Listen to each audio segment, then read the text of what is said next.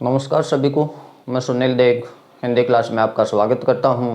समास अपन पढ़ रहे थे। आज तीसरा समास पढ़ेंगे, कर्मधारय समास। तो कर्मधारय मतलब कर्म को धारण करने वाला, कर्म को धारण करना। और कर्म को यदि हम धारण करते हैं तो वो अपनी क्या होती है, योग्यता। और योग्यता को ही क्या बोलते हैं, विशेषता। तो इस समास के अंदर क्या बताई जाती है, विशेषता बताई जाती है। यानी कि पहला पद होता है, दूसरा पद होता है, तो वो उसमें से एक पद है वो दूसरे पद की विशेषता बताता है, तो उसे कहते हैं कर्मधारय समास। अब दोनों पद जो होते हैं उनका नाम क्या क्या होता है इसमें। पहला पद होता है जिसका नाम होता है विशेषण, और दूसरा पद जिसकी विशेषता बताई जाती है उसे कहते हैं विशेष्य। इन्हीं को जैसे विशेषण है इसको उपमान भी कहते हैं, दूसरे शब्द में उपमान, और विशेष्य को उपमेय कहते हैं। अब पहचानोगे कैसे इनको, तो इन शब्दों के अर्थ देखो। उपमान का मतलब होता है अप्रस्तुत, और उपमेय शब्द का अर्थ होता है प्रस्तुत। और भी सरल अर्थ देखो, अप्रस्तुत जैसे कोई चीज में नहीं होती, दूर होती है अप्रस्तुत। तो अप्रस्तुत का सरल अर्थ है दूर। और प्रस्तुत जैसे मारकर प्रस्तुत है मेरे पास है, तो प्रस्तुत का होता है पास। तो दूर वाली चीज हमेशा क्या हो कहलाएगी, उपमान या विशेषण। और पास वाली जो वस्तु होगी वो क्या कहलाती है, उपमेय या विशेषण। कैसे कि जैसे मान लो चंद्रमुख या चंद्रमुखी, ये शब्द हैं। चरण कमल, ये शब्द हैं। सिंधु सा गंभीर हृदय हो, ये कविता की पंक्ति है। चंद्रमुख, दो पद हैं, चंद्र और मुख। अब इसमें तुलना की जा रही है, विशेषता बताई जा रही है मुख की कि किसके समान सुंदर है, चंद्रमा के समान सुंदर है। अब पास में कौन है हमारे, मुख। पास में मुख, तो मुख तो क्या हो गया, उपमेय या विशेष्य, उपमेय मुख। और चंद्रमा कहाँ है अपन से दूर, तो चंद्रमा क्या हो गया, विशेषण या उपमान। तो इस शब्द में उपमान हो जाएगा चंद्रमा। चरण कमल, चरण है वो कमल के समान है, तो दो शब्द हो गए, दो पद हो गए, चरण और कमल। अब पास में कौन से हमारे चरण हैं, ये जरूरी नहीं कि पहले उपमेय आएगा या उपमान आएगा, कोई सा भी आ सकता है। दूर और पास के हिसाब से अपने को पहचान कर लेनी है, 100% है वो पहचान सही हो जाएगी। चरण पास में है तो पास में कौन, उपमेय। तो चरण तो यहाँ पर है उपमेय, और कमल क्या है, दूर है तो क्या हो जाएगा, कमल, उपमान हो जाएगा। अब मुझे बताओ, सिंधु सा गंभीर हृदय हो, दो पद हैं, दो शब्द हैं, दो वस्तुएं हैं, सिंधु है और दूसरा हृदय है। सिंधु का मतलब समुद्र। अब इसमें अपने को देखना कि कौन सा पद है वो उपमेय है और कौन सा उपमान। तो जैसे समुद्र अपन से दूर है मान लो, और हृदय अपने पास है, ठीक है। तो पास दूर के हिसाब से हृदय क्या हुआ, उपमेय हुआ, और समुद्र दूर, तो उपमान। अब आप ये कहोगे कि अपन समुद्र के पानी में जा भी सकते हैं, यहाँ तक, ज़्यादा तो नहीं जाना, यहाँ तक जा सकते हैं, तो हृदय भी पास में, पानी भी पास में। अब कौन सी चीज़ उपमेय माने, कौन सा उपमान माने। तो अब भी देख लो, चाहे हृदय अंदर है तो पास है, तो इंचों में भी यदि दूरी नापोगे तो पास में कौन सी चीज रहेगी, हृदय ही रहेगा। यानी कि हर स्थिति में के आधार पर पता जाएगा, लगा लेना है कि पास वाली वस्तु कहलाती है उपमेय और दूर वाली उपमान। इस समास में क्या होता है कि एक वस्तु की दूसरी वस्तु के साथ में तुलना की जाती है, यानी कि एक वस्तु की या व्यक्ति की जहां विशेषता बताई जाती है वहां होता है कर्मधारय समास। अब विशेषण क्या होगा, यानी उपमान क्या होगा कि जिसके साथ में, कि जिसके साथ तुलना की जाती है, जिसके साथ तुलना की जाती है वो कहलाता है उपमान।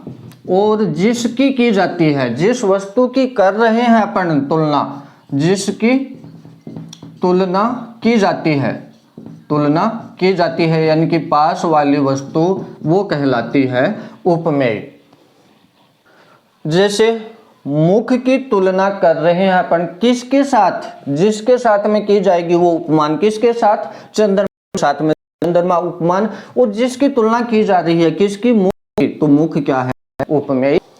अब देखो कर्मधारय समास की सीधी पहचान, पहचान कि कैसे शब्द होंगे इसके। तो किसी वस्तु या व्यक्ति का रंग या विशेषता बताई जाए, विशेषता बताई जाए और वो शब्द यदि अन्य अर्थ में नहीं है तो हमेशा कर्मधारय समास का होगा। क्या है पहचान की, किसी भी वस्तु या व्यक्ति का रंग बता दिया जाए या विशेषता बता दिया जाए तो वहां पर हमेशा कर्मधारय समास होता है। कैसे कि जैसे शब्द लिखा लाल मिर्च, लाल मिर्च, मिर्च का क्या बताया गया है, रंग, रंग बताया गया है। जैसे कृष्ण पैक्स ये लिख दिया तो पैक्स पखवाड़ा कैसा, कृष्ण काला, तो ये कृष्ण भी क्या है, रंग है। तो ये रंग बताने वाले शब्दों में हमेशा कौन सा समास होगा, कर्मधारय समास होगा। जैसे शब्द है सुलोचना,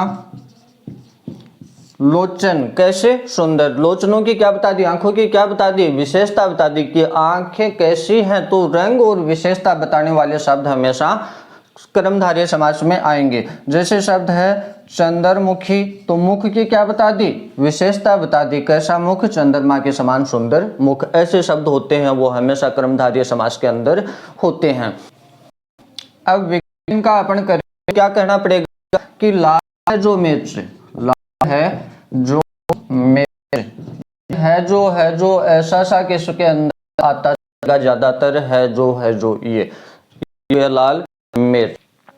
अब बात करते हैं अपन कि कौन सा उपमेय है, कौन सा उपमान। तो पास में कौन सी, मिर्च, तो मिर्च उपमेय, इसके साथ में तो की गई लाल रंग के साथ में लाल उपमान। कृष्ण पक्ष विग्रह करेंगे, ये ले आओ बीच में, कृष्ण है जो पक्ष यानी कि 15 दिन, शुक्ल पक्ष भी इसमें आ जाएगा।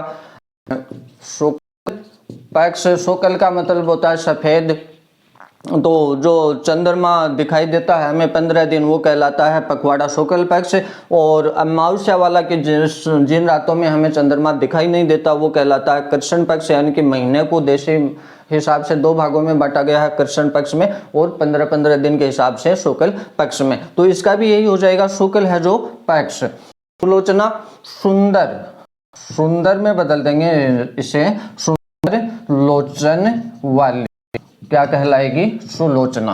तो ये इसका विग्रह हो जाएगा। चंद्रमुखी, चंद्रमा के समान, अब पूरे चंद्रमा के समान नहीं, चंद्रमा की सुंदरता के समान, तो सुंदर शब्द अपने को काम में लेना पड़ेगा। चंद्रमा के समान सुंदर मुख वाली, ये इसका विग्रह हो जाएगा।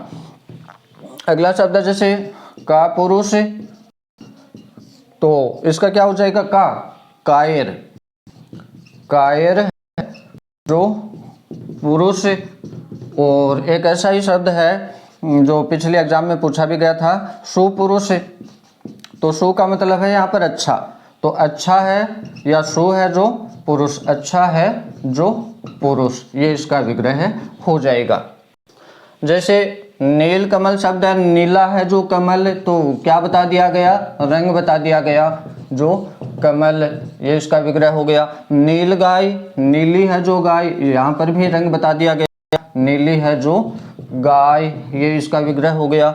धनिया, हरा है जो धनिया, धनिया का भी रंग बता दिया गया है जो धनिया, ये इसका विग्रह हो जाएगा। महर्षि, महान है जो ऋषि, ऋषि कैसा, उसकी विशेषता बता दी, महान है, तो इसका विग्रह हो जाएगा महान है जो ऋषि। महात्मा, ठीक ऐसा ही ये भी हो जाएगा, महान है जो आत्मा, जो आत्मा, आत्मा की विशेषता कैसी, महान। कुकर्म, बुरा, को का मतलब है बुरा है जो, कर्म की विशेषता बता दी कि कैसा बुरा कर्म, जो कर्म, ये इसका विग्रह हो जाएगा। मंद बुद्धि भी कैसी विशेषता बता दी ना, मंद, तो मंद यानी कि कम, मंद है जो बुद्धि, इसका विग्रह है। अगला शब्द है उड़न तस्तरी, उड़ती है जो तस्तरी, उड़ती है जो तस्तरी, ये इसका विग्रह हो जाएगा। मरिग नैनी, अब मरिग के आंखों के समान आंखों वाली, तो पूरे हिरण के समान आंखों वाली नहीं होगी, मरिग की आंखों के समान, तो मरिग की आंखों के समान सुंदर वाली, सुंदर आंखों वाली, ये क्या विग्रह होगा, यानी कि पूरा अर्थ है वो स्पष्ट होना चाहिए। पितर, पीत और अंबर, अंबर मतलब उत्तर, और कैसे पीत यानी पीले, तो पीत है, पीत यानी कि पीले, पीले, पीत है जो अंबर, अंबर यानी वस्त्र, तो ये विग्रह हुआ पीत है जो अंबर है, पीतांबर शब्द का। नीलकंठ, नीला है जो कंठ, ये नीलकंठ का विग्रह हुआ।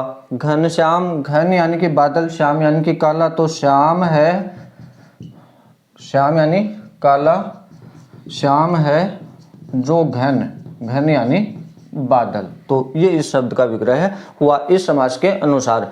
अब ध्यान देने की बात यहाँ पर है कि जो तीनों शब्द हैं, पीतांबर, नीलकंठ, घनश्याम, ये अन्य अर्थ भी दे रहे हैं समास विग्रह के अनुसार, कि जैसे पीले हैं अंबर जिसके वह कौन, इंद्र, तो अन्य अर्थ में आया ना। नीलकंठ, नीला है जिसका कंठ वह शिव, अन्य अर्थ में चला गया।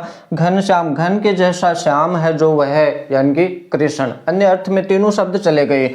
अब हमने तो यहाँ पर किस में बता दिए, ये कर्मधारय समास में बता दिए, और अन्य अर्थ में जाने पर इनमें बहुव्रीहि समास भी है, बहुव्रीहि समास भी है। अब कंफ्यूजन यही है, तो इसको कैसे दूर करें अपन, कि समास, मूल समास कितने हैं, संस्कृत के अनुसार 4, उसमें कर्मधारय और द्विगु समास शामिल नहीं है। हिंदी में समासों की संख्या 6 होती है, कर्मधारय द्विगु को स्वतंत्र समास माने गए हैं।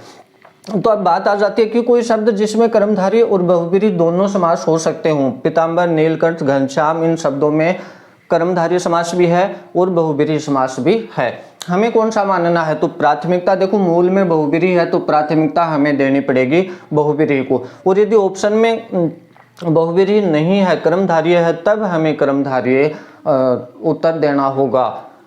यदि दोनों साथ में आ जाएं तो प्राथमिकता किसको देनी है, बहुव्रीहि को। जैसे ऐसे समझो, एक क्वेश्चन बना रहा हूं मैं, जैसे ये प्रश्न बनाया कि घनश्याम शब्द में समास है, ऑप्शन है अव्ययीभाव, कर्मधारय, द्विगु, बहुव्रीहि, तो दोनों आ गए, दोनों में ही होता है, घनश्याम शब्द में दोनों ही समास होते हैं, कर्मधारय और बहुव्रीहि। अब प्राथमिकता किसको देनी है, आपको बहुव्रीहि को देनी है। इसका जवाब क्या दोगे, बहुव्रीहि। यदि बहुव्रीहि ऑप्शन में नहीं है और यहाँ पर आ गया द्वंद्व, तो अब क्या जवाब देना है, कर्मधारय जवाब देना है।